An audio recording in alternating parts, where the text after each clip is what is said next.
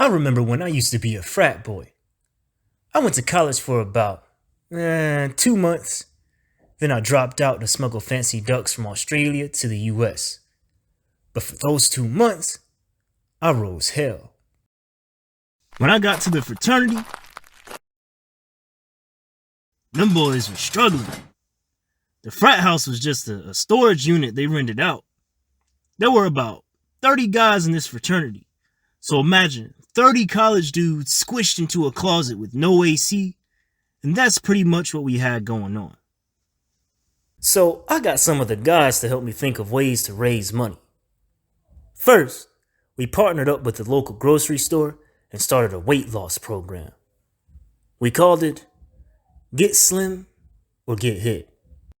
We basically chased fat people around the store with the floor machine until they collapsed from exhaustion. Believe it or not though, we succeeded more than we failed. Almost every client reached their weight loss goal. The only reason we had to stop was because there were ethical concerns raised by the general public. It was kind of silly to me because all of our clients knew what they signed up for, but appearances matters more than growth, so we had to shut it down. Once we had enough money to rent out an actual building for our fraternity, we started doing a bunch of mischievous shit. The first of the escapades was a game called Knockout. Now, I personally didn't like this one, but you can't control everything, so I was basically just around for damage control.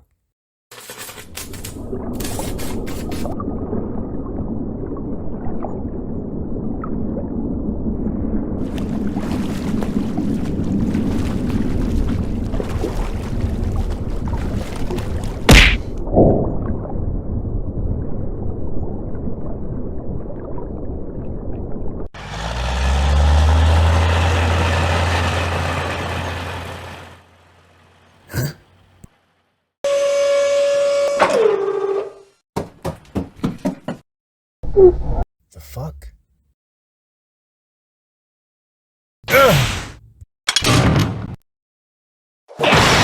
911, what's your emergency? Yes, I would like to report a case of impending doom. We also had this game called Box Waters. We would send someone out to catch a fly, and then they would come back in and release it into the room. We would then have 5 guys put on boxing gloves with fly swatters taped on the ends of them. And the goal was to punch a fly out of the air and kill it with a single shot. Whoever won this game got $30 in a coupon for Pizza Dome that expired on that same day. So we were in there fighting like the title was on the line.